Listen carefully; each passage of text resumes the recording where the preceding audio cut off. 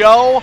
And with us now, one of the greats, Jim McMahon. How you doing, sir? Doing good, doing good. You know, I was watching the 30 for 30 about the 85 Bears. And I think it was either the 30 for 30 or the Real Sports they did a Real Sports about you, right? I believe in particular. I don't remember. Well, it was either a Real Sports or one of those. And I ask because I had encephalitis of the brain once, which is not, CTE or anything like that or tons of concussions, but it's a brain issue. And I remember just having to have a needle stuck in my back all the time to drain spinal fluid. And what I recall from one of the stories about you was that for years you had these headaches, and they were just terrible. And then for years you didn't know why, and they tried to give you different things. Then they decided to just drain spinal fluid, I believe, and a lot of your symptoms were alleviated. Right? Do I remember that one correctly? Well, they didn't drain it with a needle. Okay. They adjusted my neck. I have two blockages in my neck. C1 and 2 are twisted, and then my C6 and 7 are cracked and compressed. So I had a broken neck at some point in my career that nobody told me about. That's amazing. So those are actually sticking out into the spinal column and causing the spinal fluid to back up into my brain. And how could they never find that for years and years and years? It's incredible. Who knows? Well, I mean, it's the one thing, too, because you look back at the league, and obviously some stuff was withheld from players, and that's all well documented. But, like, you would think if you go to a doctor and you say, I've got all these headaches, why? You would have eventually found that out. And do you feel like you lost, years of enjoyment of your life because that was never discovered? There's no doubt about it. I mean, I spent weeks and months at a time just laying in a dark room because that's the only thing that made my head feel good is when I laid down. Mm-hmm. And then the doctor explained to me when I'm sitting up or standing up that gravity was pushing my head down and actually cutting off the fluid. So when I laid down, the bones moved enough to let some of that fluid out and relieve some of the pressure. How does that impact your life in the sense of, personal relationships with friends? Because a lot of people may not understand. Your buddies just think Jim's being a jerk or Jim doesn't want to go out. They don't realize this pain. How does that impact your life with people, girlfriends, wives, etc.? Well, when my bones are out of whack, it's I'm not real talkative. I don't want to be around people. Like I said, all I want to do is lay down, and so just spending time with friends and family is tough. Yeah, and we're talking with Jim McMahon, and I know that people ask questions like this all the time of guys who played in a bygone era and had to deal with the concussions. But does regret ever come to mind? Do you regret playing football? No, I don't regret it. I do it again. I want to be diagnosed properly. I think the problem with a lot of these guys that they just don't get diagnosed properly, or if they do get hurt, you can't have head trauma without neck trauma. So yeah, and a lot of head people don't look below the neck or below the head, and that's where a lot of the problems seem to be stemming. Yeah, because when these guys hit each other and you have a concussion, you're gonna have trauma with your neck too, and that has to be addressed. Sure. And the famous hit, who was it that put the famous hit on you? Charles Martin. Charles Martin put that hit. When that hit's delivered, that's the start of my head problems. Exactly. Do you remember that when it happened? Do you remember what happened after it? I mean, were you knocked out cold? I mean, what happened? I wasn't knocked out, but my head was certainly ringing. And my doctor explained to me the only way that my C1 and 2 can get twisted the way they are is getting dumped on your head. And I said, well, I have a film clip of that if you want to see it. Sure. So my problem's been going on for 30 years. So I know I'm going to have CTE when I die. It's just a matter of how bad it's going to be. Does that scare you? Well, at least I know what's wrong with me now. So I when I start having symptoms, I can go take care of it. I can live a fairly normal life. But when I'm out of whack, like I said, I'm pretty much a vegetable. Yeah, that's the scary part about it. I was watching a thing about Kevin Turner, who used to play for the Eagles and died of ALS, and it's and you don't mean to be so depressing about it, but you see guys and they say playing football they believe directly was linked to this ALS or CTE. I would live in that fear all the time of wondering when this is going to happen, when will it start affecting me. That would scare me. Well, I think it's scaring a lot of people. You see a couple of young guys retired last year, the year before. Yeah, I think they're trying to make the game safe. They're doing as much as they can, but unfortunately this is a violent game. Guys are going to get hurt. But like I say, if they're diagnosed properly, there are steps you can take to avoid the long-term effects. Sure. And hopefully they'll get to that. Do you like the way the game is played now? Do you watch the game and enjoy football? No, I don't. I'm not a big fan. Why? I enjoyed playing. Even when I was playing, if I wasn't playing in a game, I didn't have a whole lot of interest in it. Sure. But football is a great game. Nobody wants football to go away. what we're here for this week. But we just want people to understand and be able to get the treatment that they need in order to come back on the field. I remember like some of the stories would be that like you'd go to like into a room and not know why you walked into the room, like that type of stuff. And that's the sad part is there's a lot of guys that are like that played the game, and if they just would have said, hey, this is what's wrong, like let's fix this here on the base. I mean, do you believe or do you hold a grudge against the commissioner or anybody who withheld this information against you? Well, yeah. I mean, they've known for a long time. It was just like the big tobacco. They knew for a long time, and they denied everything.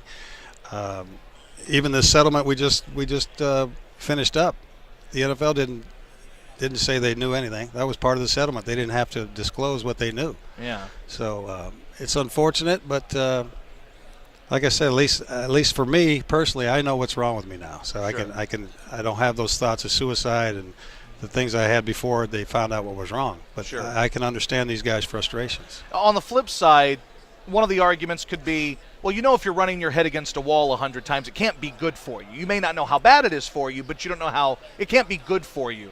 How much of the blame do you put on players themselves at all? Still playing a dangerous game? Like if you know your bell was rung and you still went back in, how much of that is on you and how much of that is on the guys who said get back in there? Well, back when I played, it wasn't, you didn't have a choice. I mean, now they've got these protocols in place, supposedly, that if you do get dinged, you've got to go through whatever they have to go through. Back when I was playing, it was follow my finger. Mm-hmm. You feel okay? Okay, you can go back in.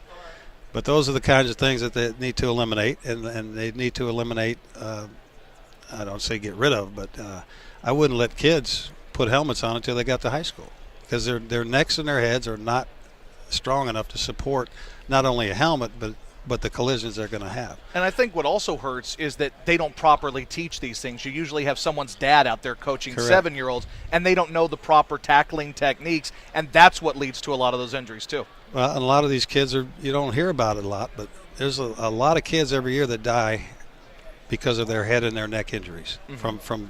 from being that small. Their necks and heads are not built for that. And you can still learn the game. You can learn the fundamentals of the game, playing a flag game or whatever it is, but do not put helmets on them. That'll save you at least 8 years of pounding. Sure.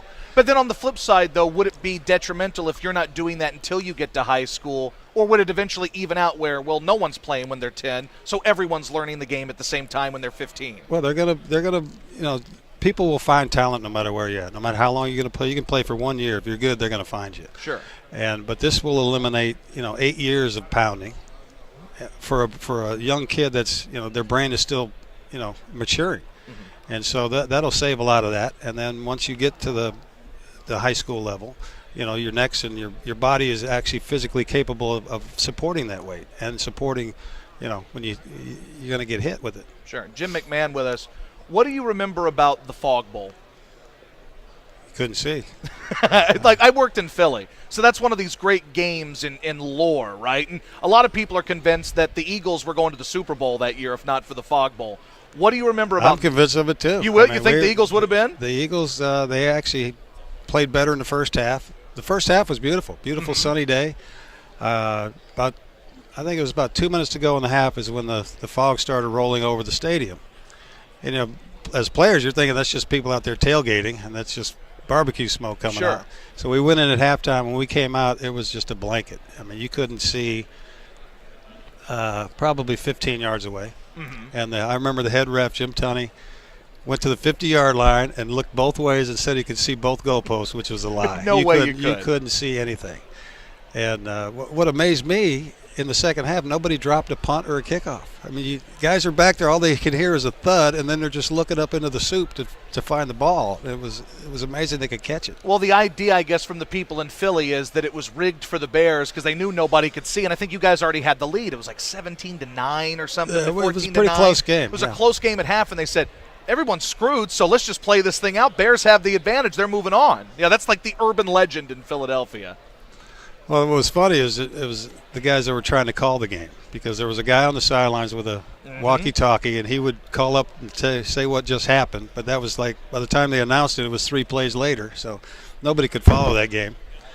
It was an interesting game. I'm glad the the fog came in, or else we probably wouldn't have won that game. Are you still are you friendly with Mike Ditka? Yeah. You guys are good? Yeah. I'll see Mike tomorrow night at his cigar party. Jim's going to be there as well, dressed as 80s Mike Ditka. We've been invited, so he got the sweater and everything. So we're excited. We're losers. Should be a good time. We're dopes. So he wanted to go smoke with Mike Ditka, and maybe you, who knows? And I said, good, but you've got to go in the sweater vest. So he's got the sweater vest and the glasses. I've got to shave the beard. I've had the beard for 3 years now. But he's got a mustache. He's got a beard now. That's true, but we're going straggly white beard. We're going old school, though. We're going wait a mustache. minute. Or am I going current and retro? No, you're just going retro. Damn. You're just going retro. One more about Ditka and that.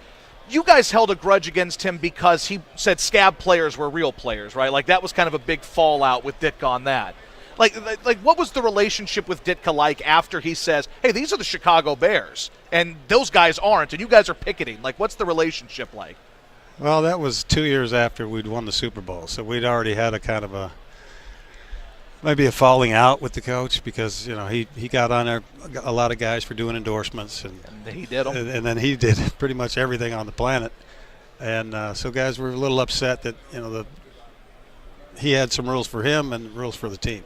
Can you imagine what, like, Jim McMahon would be in today's NFL with Twitter, Facebook, endorsements everywhere? Because you were kind of at the forefront, the punky QB, the commercials. Imagine what you would be today. I mean, you'd be like Odell Beckham Jr. or one of these, or Peyton Manning, who's in all these commercials. I'm glad they didn't have cell phones back in that day. That's for sure. I feel you. Yeah, that's it's a whole different dynamic with everything you do is scrutinized, and back then at least we could get away and have a little fun without it being on all over the internet. And I mean, an example is what happened to you at the Super Bowl, where like they said you said all the New Orleans women were ugly or something. Or was it New Orleans women or? They said that I said that all the women were sluts and the men were stupid. That was Buddy D who did that. Yes. Buddy DiLiberto. So my Super Bowl week was more about surviving and not getting shot, because I was getting death threats. I was getting, women were picketing the hotel, and it was not the kind of week I'd envisioned. Did they keep you in the hotel the entire time, not let you go anywhere?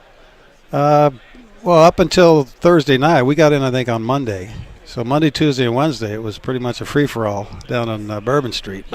After that, Thursday morning is when all the stuff hit the fan, and after that, I didn't go out anywhere. That's Jim McMahon. I know you got to run. I got a guy that wants to do an interview with you over there, but honor talking with you, sir. Glad you're feeling healthy. All right, glad guys. You're feeling good. Appreciate it. Thanks. That is Jim McMahon. This is the Josh Ennis Show. Kareem Jackson scheduled to join us. Stay there.